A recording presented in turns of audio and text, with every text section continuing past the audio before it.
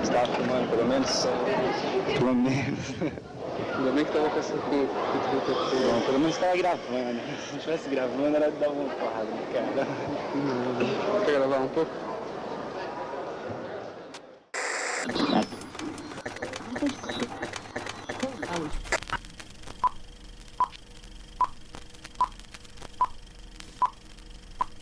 Viva a classe trabalhadora! Viva o proletariado!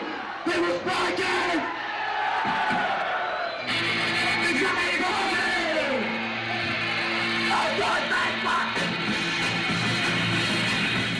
Vivíamos na mesma época, na mesma cidade, os mesmos problemas, os mesmos desempregos, as mesmas desesperanças. A geração do filho do operário que não tem nem mesmo a perspectiva de se tornar operário. É derrubar o sistema, mano. É fazer a revolução proletariada. A gente não era politicamente correto também, né, meu? A gente queria, porra, sei lá, de alguma forma dar uma causada.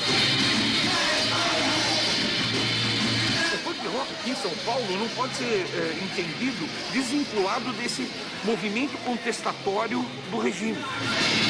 E a gente queria transportar esse universo revolucionário para as ruas, para o punk rock. Tem um sentimento, vamos dizer assim, que aqueles jovens que gostavam da verdadeira energia do rock and roll, né, estavam sentindo naquele momento. Menina, mão, tema, ficou por um foco, passando sempre a palma da mão.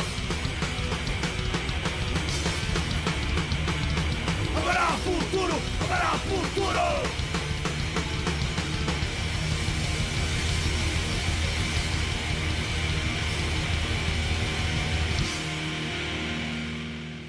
Eu dormia com o radinho, assim, eu ficava trum, trum. Antes de não dormia, e ficava mudando de estação, assim. Aí eu... Que é isso aqui, meu? Aí o cara falou, isso aqui é um disco, a revista Pop apresenta o punk rock. Automaticamente, praticamente, eu abri a loja. Aí eu falei, que nome que eu vou pôr? É punk rock. Lá era o point.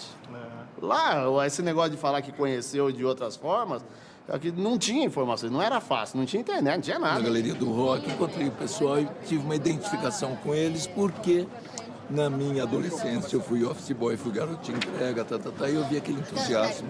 Tudo aquilo eu me senti de novo adolescente. Um cara apareceu na loja e falou assim, nossa, tem punk aqui no Brasil. Quem é esse cara? O Bivar. Eu falei, puta, não parece, mas tem, né, meu? Aí ele começou a se interessar, né, tal, e queria fazer alguma coisa. Aí, de repente, ele lançou o livro. Eu falei, legal, né, meu? Amei, que era namorado calegado dos Inocentes. Falou assim, por que você não escreve que é punk? Eu falei, mas até hoje não foi escrito que é rock, né? Mas aí fui na brasileira, sugeri, eles toparam na hora. 82 é o período que a mídia começa a dar atenção a essa coisa nova que as pessoas viam na rua. O Fernando Meirelles tinha lançado Garoto Subúrbio, aquele documentário, tinha os shows na PUC, teve o lançamento do Grito Suburbano, foi tudo nessa época. E o festival acaba sendo o grande evento que lança o punk rock para o público mais geral.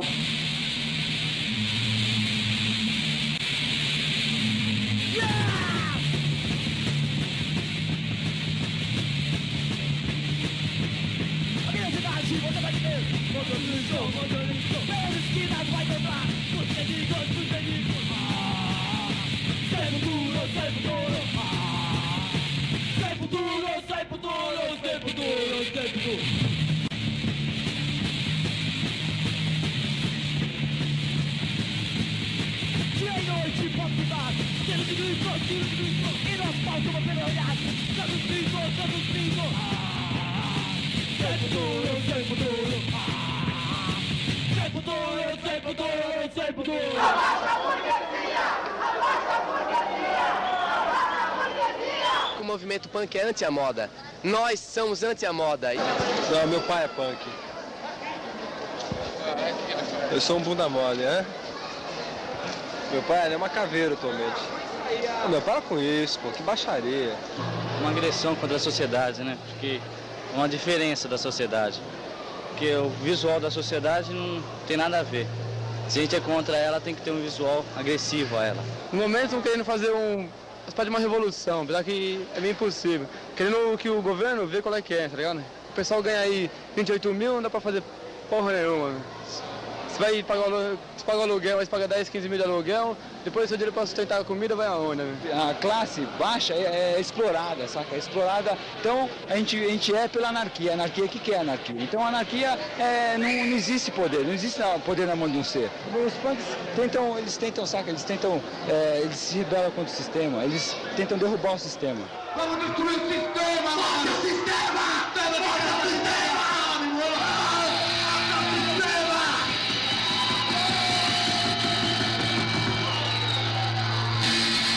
Aprendemos a odiar o sistema, certo? Aprendi a odiar!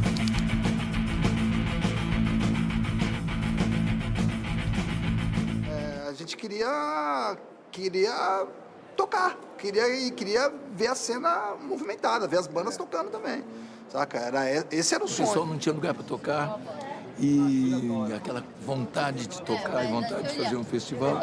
Aí eu lembrei que a maioria era empregado do comércio. O SESC é o Serviço Social do Comércio, vamos lá falar. Aí veio eu, o Calegari, a Meire e o Mingau. Naquela época, assim, a gente imaginar o Sesc, assim, tinha que ser o Bivar mesmo, porque eu jamais ia pensar em fazer alguma coisa no Sesc, né? O Sesc era outro mundo. Tinha muita coisa assim que era outro mundo pra gente. A gente era da periferia. Toparam na hora sem a gente fazer projeto, né? Nós chegamos aqui, o Fábio Malavoglia, que era um dos diretores, recebeu a gente na escada, ali sentado, nós sentamos, falamos, a gente gostaria de fazer um festival. Aí ele achou ótima a ideia, todo mundo achando ótimo, eu falei, esses caras estão tudo loucos, não. Eu ficava olhando, porque eu olhava aqui, eu nunca tinha vindo aqui até então, ainda tinha acabado de inaugurar, né? Eu não tinha. Aí eu entrei assim, aquelas coisas de vidro, assim, eu falei, esses caras são tudo loucos. Vou fazer o festival aqui, vão quebrar todos esses vidros aí. É o seguinte, vê se quando vocês saírem pela rua aí, não quebra nada não, senão vai sujar o som aí, falou? Valeu, falou?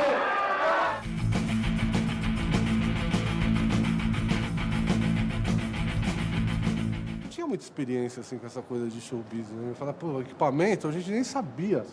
Né? Eu não tinha ideia de que existiam empresas que alugavam isso. Não sabia, né? Eu imaginava que quando as bandas iam tocar, todo aquele equipamento era da banda. Que ninguém tinha aparelhagem, né? Não tinha estúdio para você ensaiar, né? Tinha que sair dentro da garagem mesmo. E aqui que foi o palco. Então eu falei, ó, tem um colega meu, Kazu, que tem aparelhagem. E ele deixava a mesa ali, sempre eu passava por uma fita cassete, ó, grava aí. E eu acho que eu tava realmente com o meu gravador. O Kazu tinha Gibson naquela época, era uma coisa assim que era... Não era nem de outro país, era de outro planeta. Eu lembro com o meu baixo, cara, você tira a foto do Rádio Esporão, tava com o meu baixo, tira a foto do... tinha umas 10 bandas usando meu baixo, né?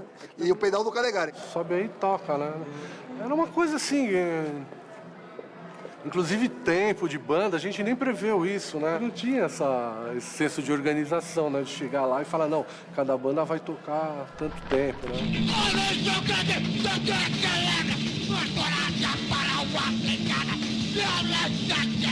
Escolha do nome, eu lembro que teve um brainstorm, né? O Calegari tinha uns 3 nomes, nós... isso aqui é melhor, né, Calegari? O resto é uma merda. Aquela arte foi o Calegari e a Meire, né? Eu lembro, eu fui na casa dele, ele ia fazendo, colando lá, recortando e colando. E eu, nossa, Calegari, tá ficando horripilante isso. E ele, e tal. Ele é a grande figura da época, né? E tal, e fez, colou tudo bonitinho. Tá? Aí o Drago fez as letras e tal.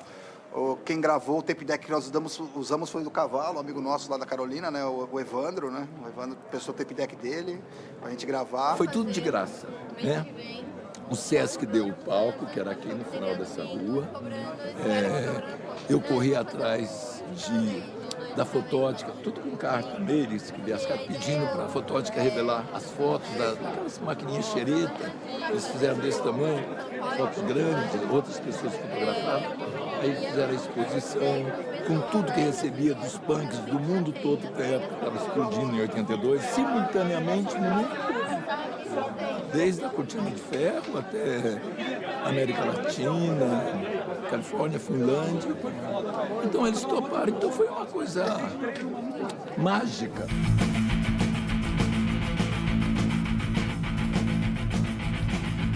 Houve um problema muito sério que era um certo bairrismo. Porque o conflito maior era com o ABC na época, né? Aquela coisa, né? Um achar que é mais punk que o outro. Os caras lá no ABC achar por causa do movimento operário, porque pegava trem para vir para a cidade, achavam que era mais punk que os caras daqui, né? Que não é verdade, né? A gente era da periferia também, tão fodido quanto. Isso daí era em grande medida estimulado por uma visão que eu considero errônea do movimento punk. E por mais ridículo que possa parecer, em grande medida espelhado num filme, que era o Warriors. Ninguém tocava junto, ninguém se via, era só treta. A gente fez aí, inclusive, alguns sons na PUC, que ficaram conhecidos como Som da União, para poder ter o festival.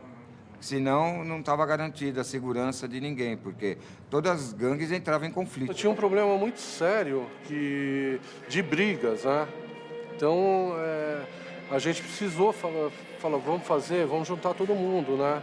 Aí a gente foi lá no ABC conversar com as pessoas. Telefone não existia telefone, não sei como a gente fazia, tipo, um sinal de fumaça. Telecos, né? Telecos, né? Aí mandava recado pro cara que morava no Ipiranga, que era na divisa ali e tal, ó, avisa os caras lá, tinha que ir lá, né, avisar. A gente precisou organizar essa trégua aí pra eles não se matarem, né? Então... Pra ter 10 bandas da ABC e 10 de São Paulo, aí eu pegava o trem, ia lá, e aí eu, Vitão, mais um bando de punk pivete, que acho que eles não entendiam que a gente tava correndo risco. Tive que ir lá, tal, morrendo de medo. Falei, por isso se eu for lá, os caras querem me bater lá. Chegava lá com a bandeira da paz, ó, viemos aqui, tal, em paz, tal, pra poder falar que vai rolar o festival, tal. E os caras não acreditavam que a gente ia, né? Na verdade, eles tomavam um susto, os caras vieram mesmo. Marcou de ir na casa deles lá, né? Nós fomos lá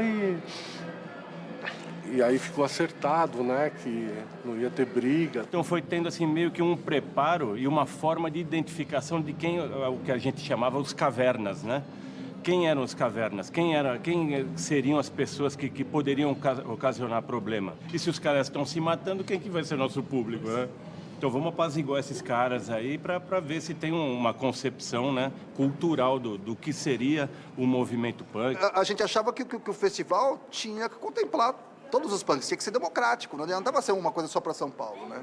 Então a nossa ideia era essa, tem que chamar todo mundo, né? Não pode ser só os caras de São Paulo, senão não vai dar um panorama de toda a cena. Então vamos tentar mostrar para esses caras aí que dá para viver em paz, para que a gente tenha o objetivo da pronúncia das letras das bandas como um fator delineador do movimento, né? Que de alguma forma o festival, né, Começo do Fim do Mundo, ele marca um pouco essa busca, né, de unificação, de superação dessas brigas que hoje eu vejo totalmente sem sentido, né?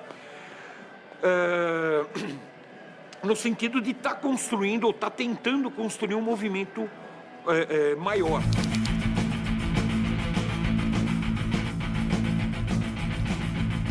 O festival transcorreu na maior paz, né? 3, 4 mil punk junto, não sair um tapa também é brincadeira. Então, assim, saía, né? Um tapa aqui, um tapa ali, mas as gangues mesmo não entraram em conflito nesse dia. A gente manteve a paz.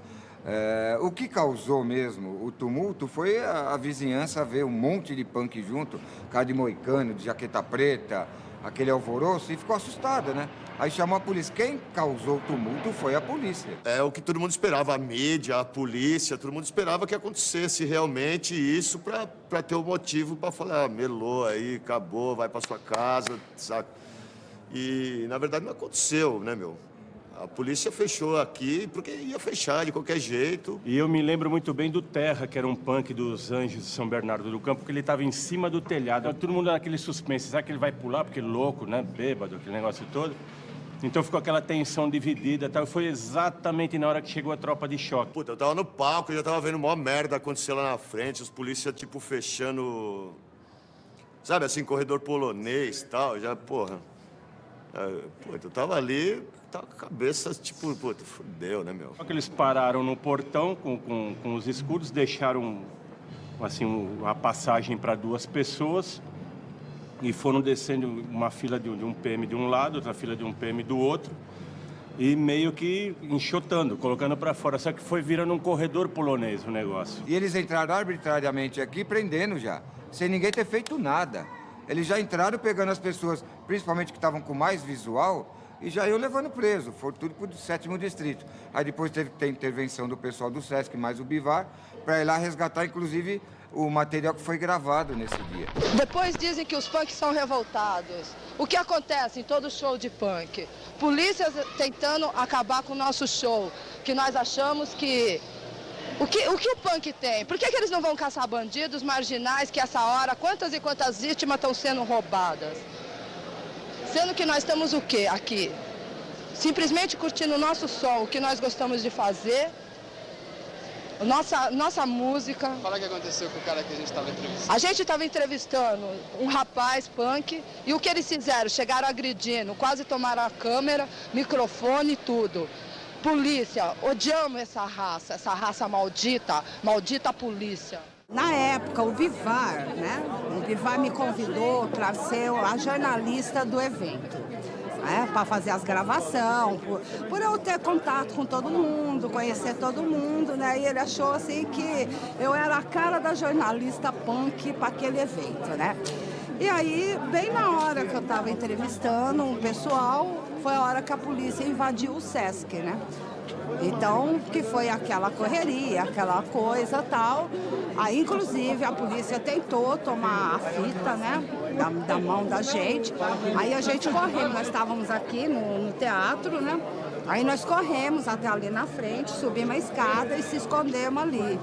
Aí de lá, dava para filmar a polícia toda lá fora, né? Pronto, chegou já chegou quem não devia chegar. Olha os homens.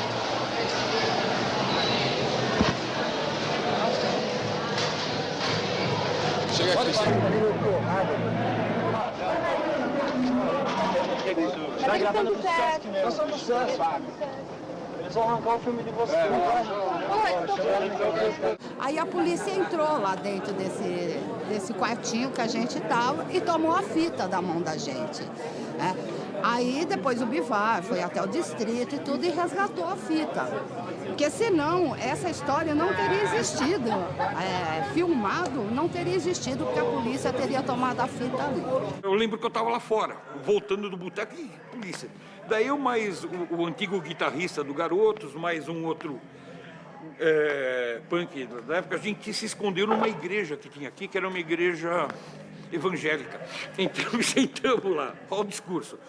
Que nós éramos perseguidos pela polícia da mesma forma que Cristo era perseguido pelas autoridades de Roma. Isso foi legal. Foi legal. Uma coisa assim que marca. Foi uma coisa que marca e propício à época, né? Final de ditadura, aquele negócio todo, não tinha que se esperar muita coisa.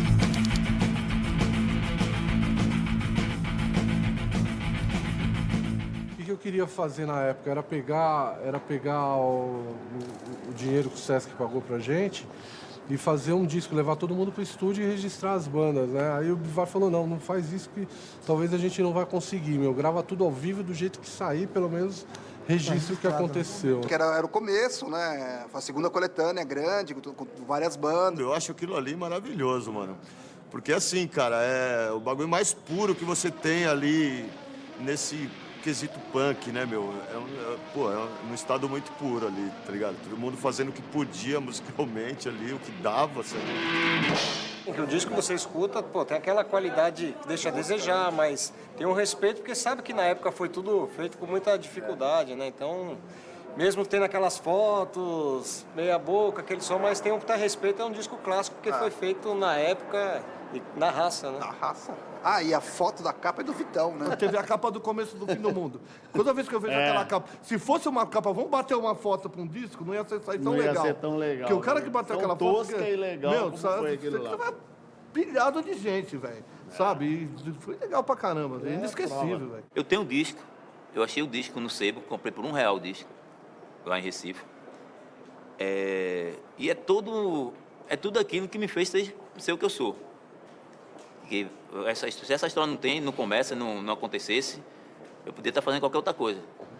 E o disco é clássico, né? Na Europa, por exemplo, às vezes a gente encontra lá para vender e é um disco clássico do punk mundial. E aí quando a gente começou a prestar atenção e gostar de rock, de som e tal, tinha o disco, né? E a gente, os caras já tinham um registro em vinil de 82, cara. Isso é absurdo, assim. Os discursos entram para a história mais do que as músicas, cara. Todo mundo lembra os discursos das bandas, os que os caras falam de tocar na música, às vezes mais do que as próprias músicas, cara. Aí, aqui na cidade você pode ver um monte de lixo e muitos mendigos. E nada tem futuro. Uma música de punk, feita pra punk. Punk! Aí, que é uma banda nova, uma semana de ensaio. Isso aqui é Negligente, mostrando o fato desumano dessa vida. Herói. Verá o futuro pra pobreza desse país. Você passa no meio da rua, só vê a pobreza com as mãos estendidas. Sempre a palma voltada pro alto, pedindo esmola. Haverá futuro pra esse pessoal. Cada banda pegou uma parte daqueles discos e tal, e todo mundo tinha o Começo do Fim do Mundo, e todo mundo queria vender o Começo do Fim do Mundo. E ninguém conseguia vender, porque todo mundo tinha. Eu lembro que a gente foi pro Rio de Janeiro, lembra? A gente foi pro Rio, algum Pilha de Fim do Mundo aqui, ó. Meu, você não quer comprar? Não, eu tenho também.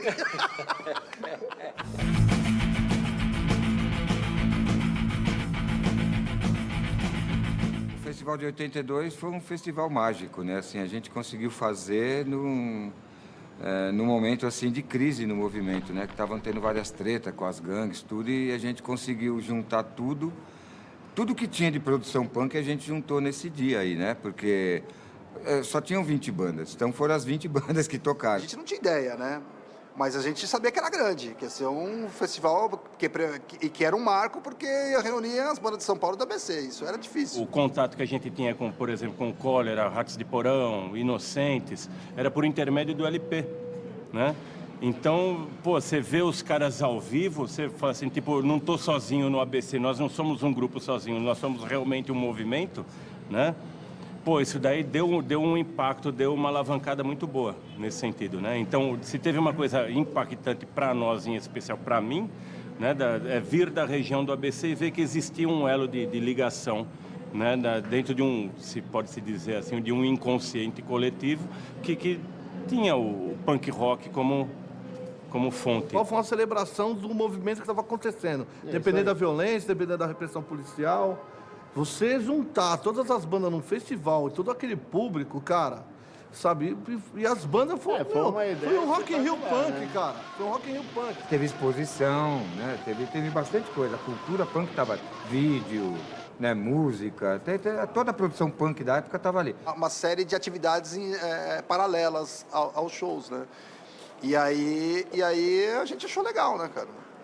Aquilo porque ia ser a primeira vez que os punks iam tocar num lugar onde as pessoas não punks, né, comuns, poderiam ver. Era uma novidade, né, meu? O punk era a coisa mais legal do mundo, ainda é, né? É a coisa mais legal que existe, assim, em matéria de música, de atitude juvenil. Entendeu? Que tá velho aí, é punk ainda, né, cara? Cara, na verdade, a gente conseguiu reunir tanta gente aqui, cara, porque a gente era muito... Todo mundo da periferia tinha os salões de música no centro, o Templo, o Bom Retiro. Então, imagina isso aqui pilhado de uma juventude, todo mundo indignado e a música para mudar alguma coisa acontecer. Então, e uma estrutura legal, não teve violência, não teve briga. Naquela época, né? Sabe? Havia o que a gente fazia, que era acreditar naquilo que a gente falava. Era um grito de esperança para uma mudança, velho. Mostrou que era possível, mesmo você sem condições, sem ser um grandes músico, sem ter muita qualidade nas coisas, que era possível fazer um evento, fazer um festival, você sendo independente, você se juntando, todo mundo participando, todo mundo ajudando, todo mundo colaborando para que o festival pudesse acontecer.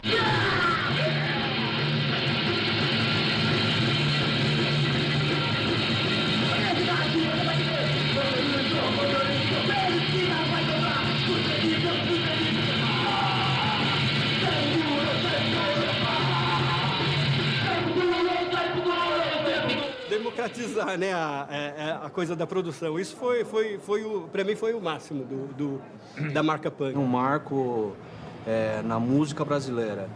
Assim, foi um evento que trouxe é uma repercussão mundial.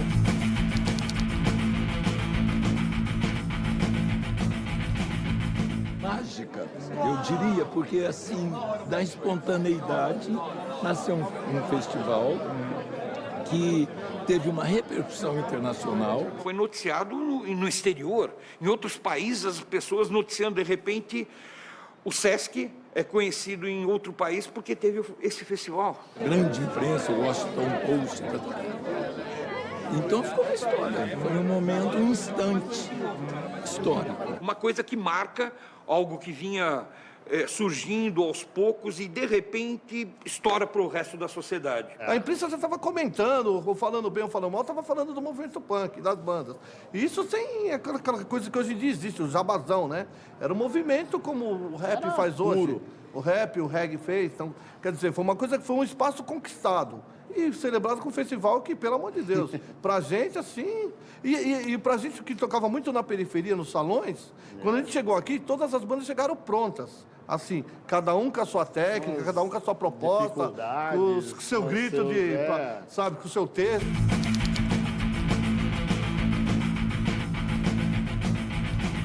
Todo mundo escutou a mesma coisa e dividiu o mesmo banquete.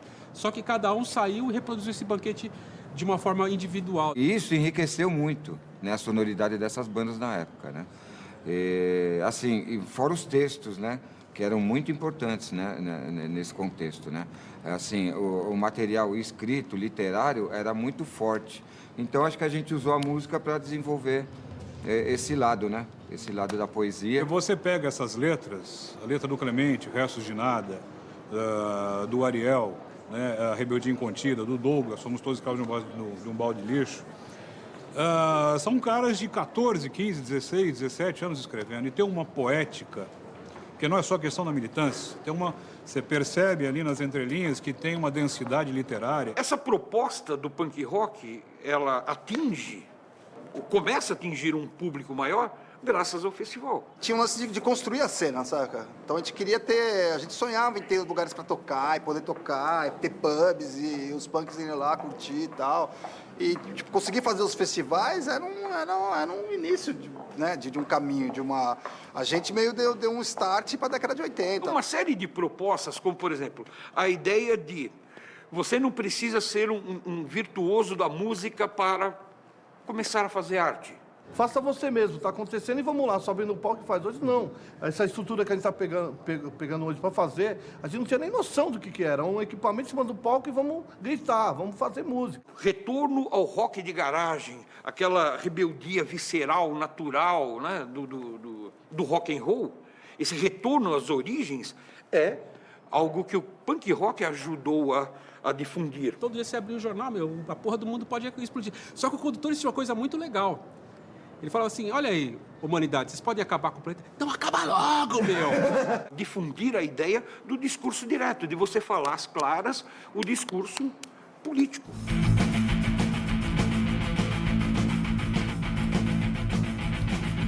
A gente fez para unir, para o movimento seguir em frente e tudo, né? Mas aconteceu vários fatores que impediram isso, né? Que não dependia da gente diretamente. Por exemplo, foi uma gravação que o Fantástico fez com a Silvia Popovic. Ela chegou na galeria, pegou os punks mais toscos assim e pagou cachaça para eles, encheram a cara e começaram a falar um monte de merda. Aí ela associou a gente a lixo, a violência, sabe? No outro dia da reportagem, na segunda-feira, tinha neguinho que foi expulso de casa, que perdeu o trabalho por ser punk.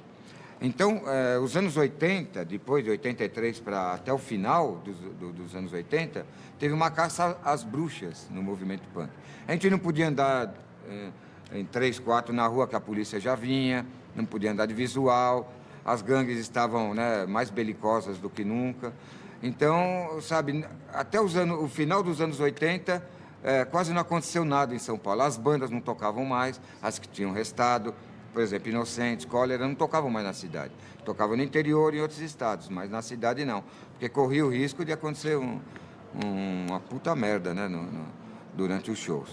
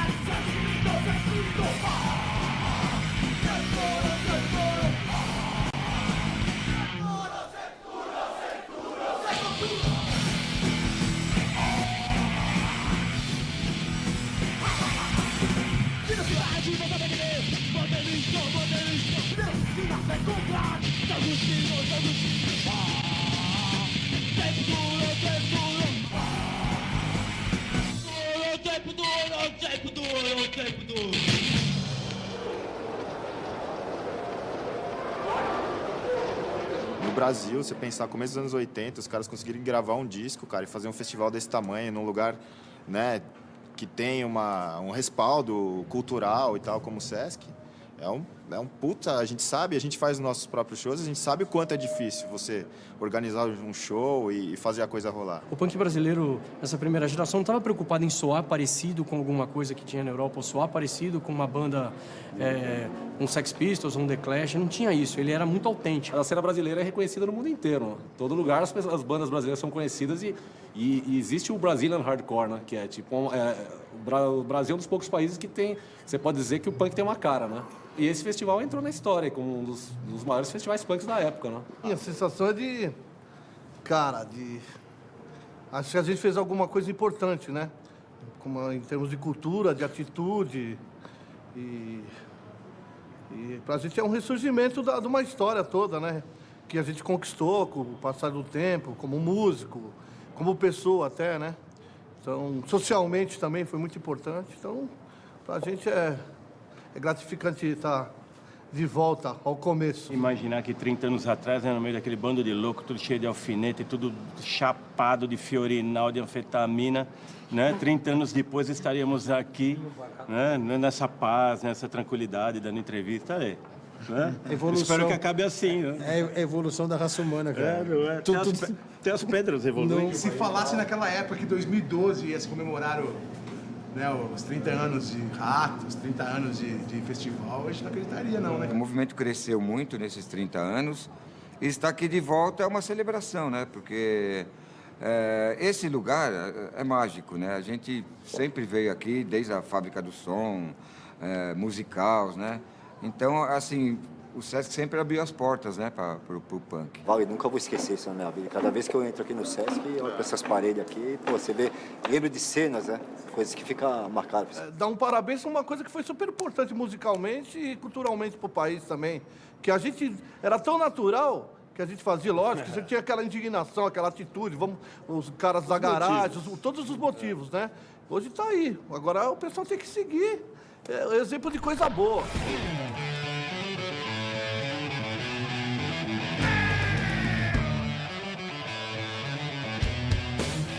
Eu me senti de novo com 15 anos, eu dancei com a molecada, eu pulei do palco.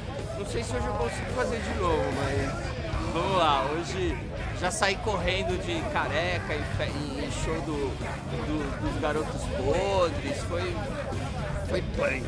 Eu tô muito feliz de estar aqui agora e relembrando o vídeo do palco que estava ali, né, na época dos anos 80. E eu espero sentir um pouco desse cheiro, dessa época.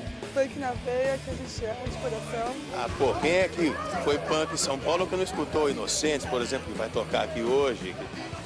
Veio ver, prestigiar isso, em homenagem àquilo, né, que, porra, foi e daí é do caralho.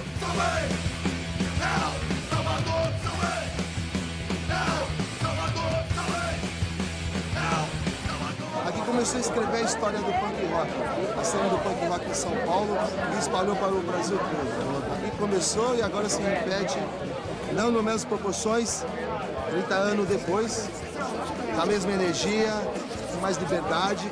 É um flashback. Mas um flashback mais maneiro, né, meu? Mais light.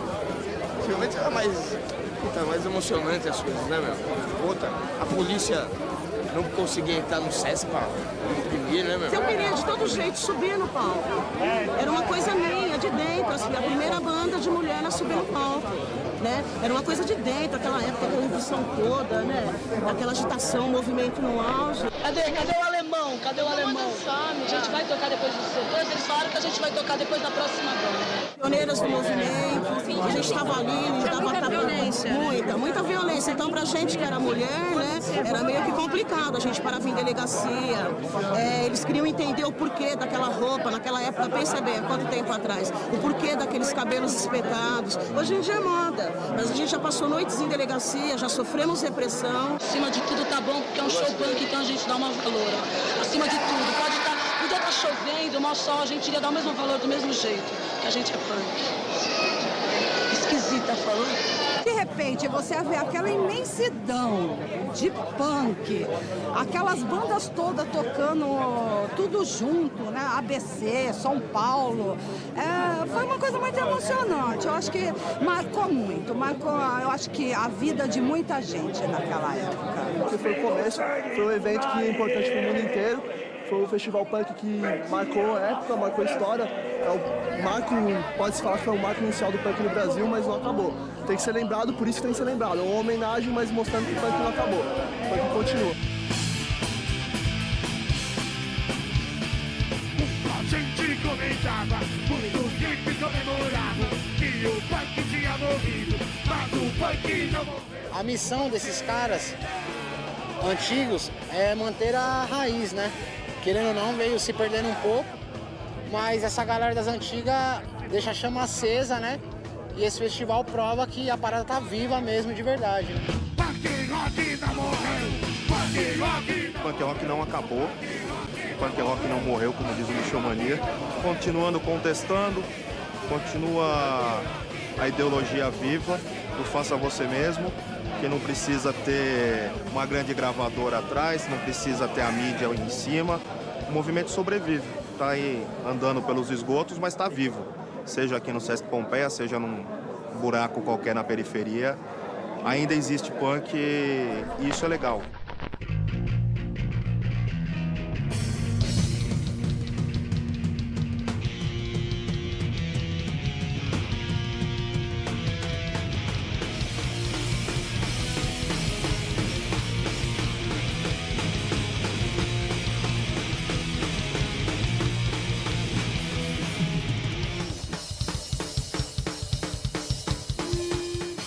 Genial o pessoal ter trazido à tona novamente esse tipo de show aqui, no mesmo local onde tudo aconteceu.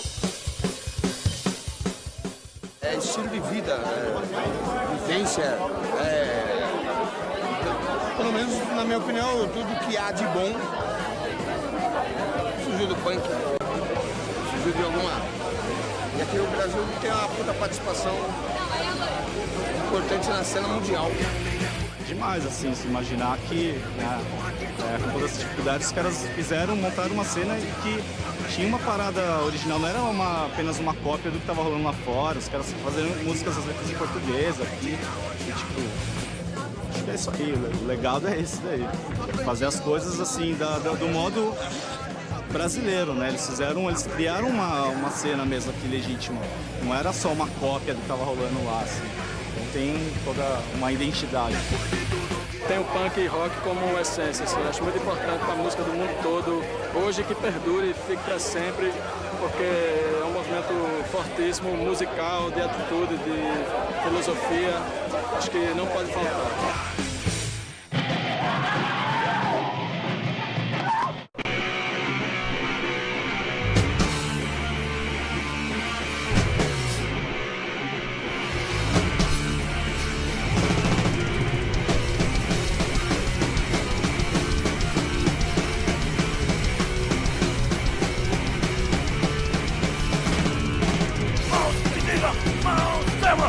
Foi o vácuo, passando sempre a palma da mão. Haverá futuro, haverá futuro. Homem passado, haverá futuro. Deixe eu observo o movimento dessa vida. Haverá futuro. Olhares tristes, copos encardidos, apenas observo o movimento dessa vida. Olha futuro, olha futuro.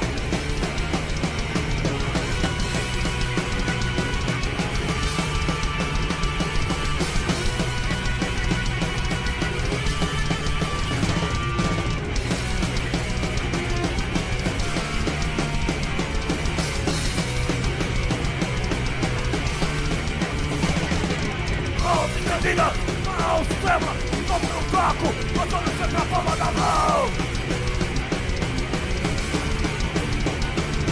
Haverá futuro, haverá futuro.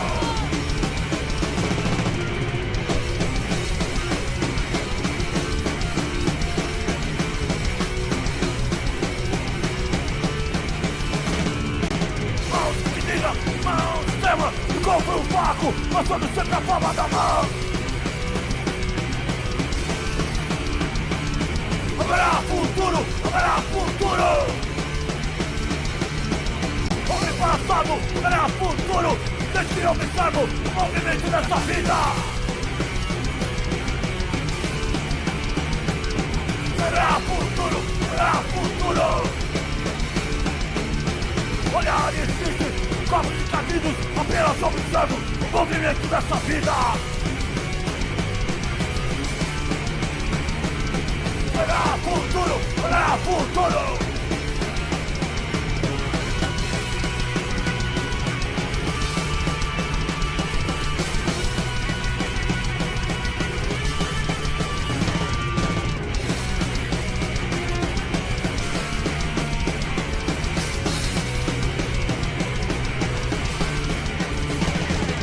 Mãos estendidas, mãos trema, como no caco, botando sempre a palma da mão. Haverá futuro, haverá futuro.